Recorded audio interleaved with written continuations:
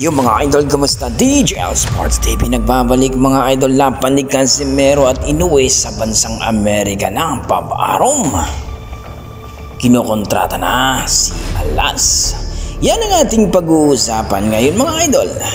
Pero kung bago naman kayo napadpad sa ating YouTube channel mga idol, baka pwede naman makahingi ng isang like, subscribe at pakipindot na rin ang ating notification bell mga idol para ma-update kayo sa ating bagong video na katulad nito. Well mga idol, alam naman natin na kung saan laban ni Turman at Team So ay napurnada nga ito mga idol dahil umayaw itong si Turman sapagkat na-injury daw ang mananap. Well mga idol, ayon sa mga pinagkakatiwala nating source mga idol, kaya daw umayaw itong si Turman sapagkat hindi daw mabinta ang kanilang ticket at takot daw itong Team So.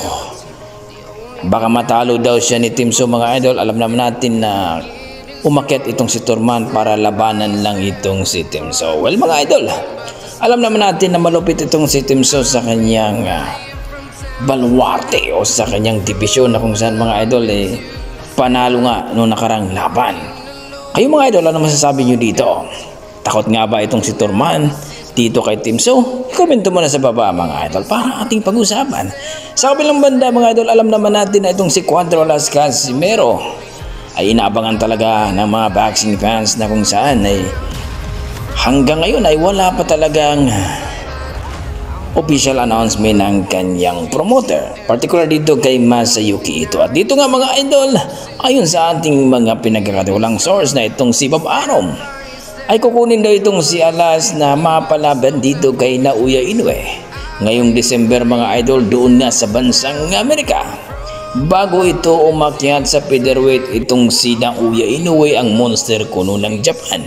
Hindi na daw niya lalabanan ni itong si Morjonak Madalim mga idol ang rank number 1 sa WBA. Diretso na daw ito kay Cuadro Las Casimero para matapos na ang kanilang hidwaan at doon daw ipahiya daw itong si Cuadro Las Casimero sa bansang Amerika. Ayon sa ating mga eksperto na dapat na daw talaga itong si Casimero ay magkaroon na ng promoter sa bansang Amerika. Dapat daw kunin itong si Mayweather kagaya daw ni Naoya Inoue. May promoter sa Japan na si Uhashi at may promoter din sa bansang Amerika na si Bob-Arum. Kaya dapat daw ay itong kanyang manager na si Mr. De La Cruz ay kunin itong si Mayweather bilang isang promoter sa bansang Amerika para mas madali at may kasa ang kanyang laban dito kay Naoya Inoue ngayong Desembre. Kayo mga idol, ano masasabi nyo? Mas maganda kaya na maging promoter ni Casimero itong si Mayweather sa bansang Amerika para mas madali ang kanyang mga laban? I-komento mo na sa baba mga idol para ating pag-usapan. Maraming salamat.